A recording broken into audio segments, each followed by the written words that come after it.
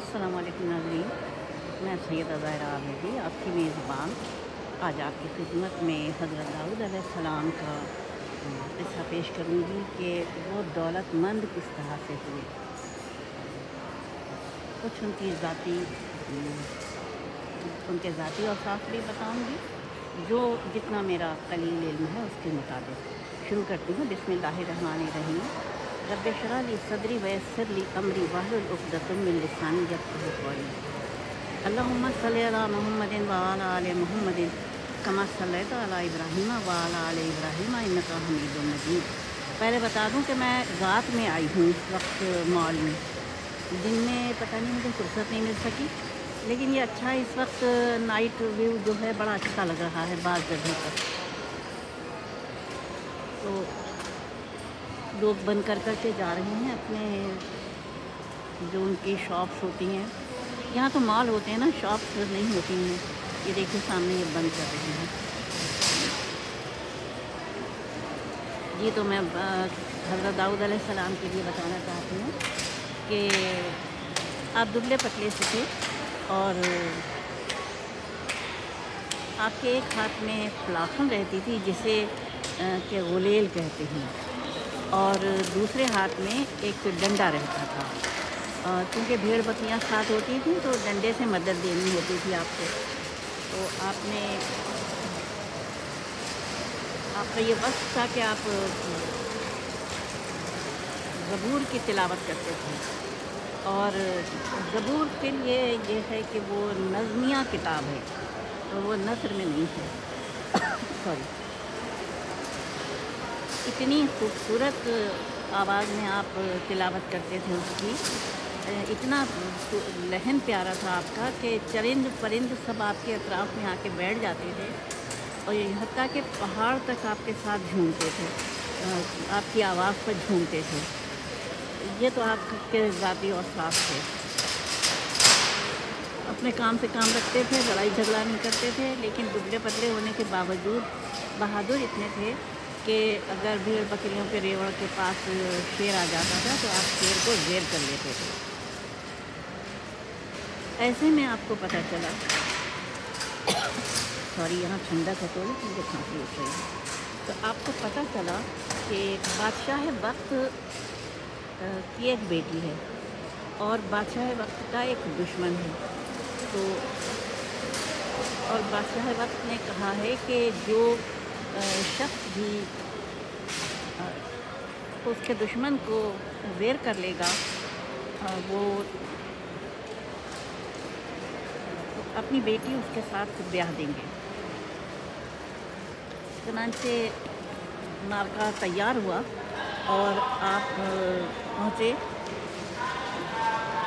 आपके पास हुनर था फ्लाखन चलाने का, यानी मैं समझती हूँ कि ये फ्लाखन का मतलब है गुलेल, बड़े साइज़ की गुलेल होगी।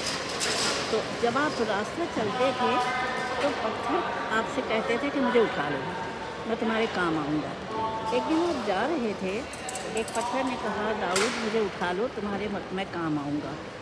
और हज़रत दाऊद अलैहिस्सलाम ने पत्थर उठा के अपने थैले में डाल लिया, जो थैला उनके साथ रहता था पत्थरों का, गुलेल का शगल करने के लिए।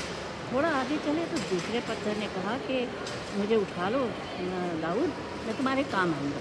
हज़रत दाऊद अलैहिस्सलाम ने उस पत्थर को भी उठा लिया और थैले में डाल लिया। तीसरे पत्थर ने कहा, जब थोड़ा आगे गए तो तीसरे पत्थर ने कहा मुझे उठा लो दाऊद, मैं तुम्हारे काम आऊँगा। चुनांचे तीसरा पत्थर भी उठा के अपने थैले में डाल लिया। जब आप कुछ आगे बढ़े तो वो पत्थर एक हो गए, तीनों पत्थर एक हो गए।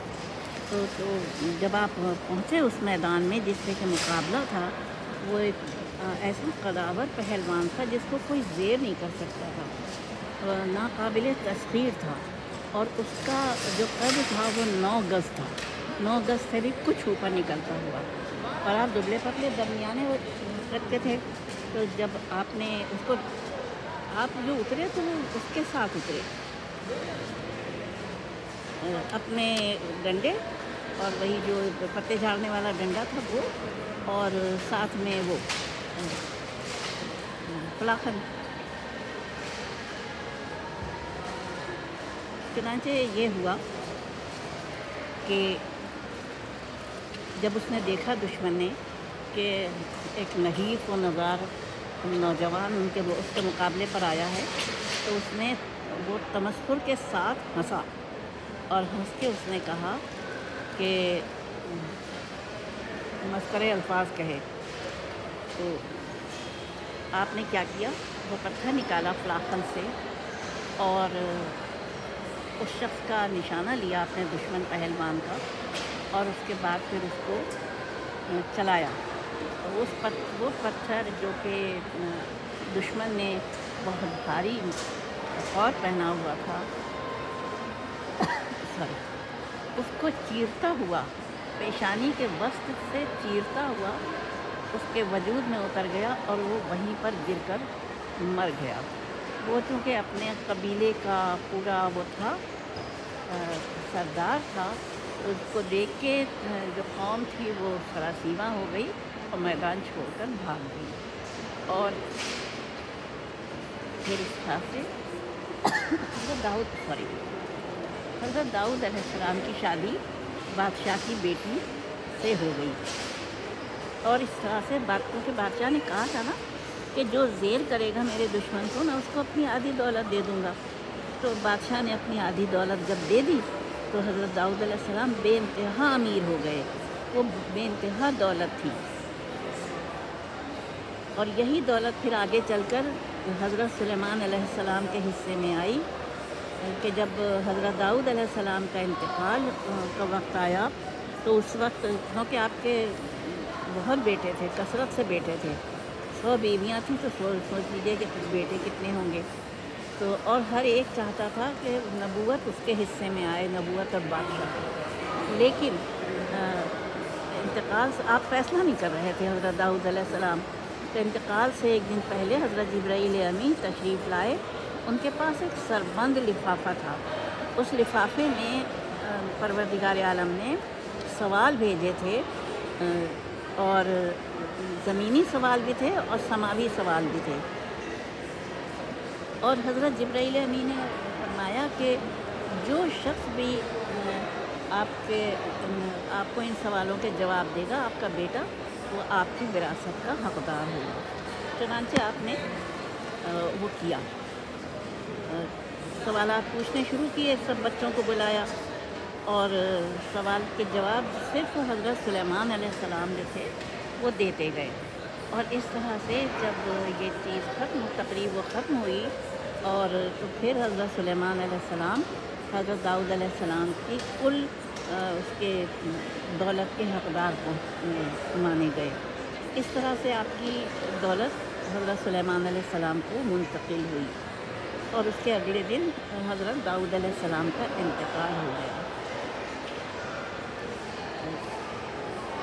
یہ میری معلومات تھیں جو قلیل تھیں۔ ظاہر ہے آپ اللہ کے وہ نبی تھے، اللہ کے ہر نبی کی اپنی خصوصیات ہوتی ہیں، اپنی صفات ہوتی ہیں، اور وہ کیونکہ اللہ کے نبی ہوتے ہیں، وہ عام انسانوں جیسے نظر تو آتے ہیں لیکن وہ عام انسان نہیں ہوتے ہیں۔ ان کی اپنی جو وہ ہوتی ہے، اللہ تعالیٰ نے ان کو امتیازی اوصاف دیے ہوتے ہیں، وہ ان کو زمانے سے جدا کرتے ہیں۔ جیسے حضرت داؤد علیہ السلام کو زبور ملی تھی، تو وہ زبور کی اس طرح سے تلاوت کرتے تھے کہ جو زمانہ ان کے ساتھ شریک ہو جاتا تھا ان کے لحن میں۔ تو یہ اور حضرت داؤد علیہ السلام نے کئی موسیقی کے کئی آلات ایجاد کیے، جس میں بربط قابل ذکر تھی، اور ایک اور جس کا میں اس وقت نام بھول رہی ہوں۔ اس کے علاوہ انہوں نے اپنے وقت کے سازینوں کو میں کچھ تبدیلیاں بھی کی تھیں، اور ان کو زیادہ ویسا بنایا تھا، افیکٹو بنایا تھا۔ اس کے ساتھ میں اجازت چاہوں گی اللہ تعالیٰ سے اس دعا کے ساتھ کہ پروردگار عالم آپ کو جمع رکھے، شاد و آباد رکھے، اور آپ کے گھروں میں نعمتوں کی برسات ہو، آپ کے بچوں کی تعلیم بہت اچھے سے کمپلیٹ ہو، آپ کے گھروں میں خوشیاں مسرتیں پروردگار عالم بھیجے اپنے فضل و کرم سے۔ وآخر دعوانا الحمدللہ رب العالمین، والصلاۃ والسلام علی خیر المرسلین وعلیہ الطیبین الطاہرین۔ اپنی میزبان کو اجازت دیجیے، خدا حافظ۔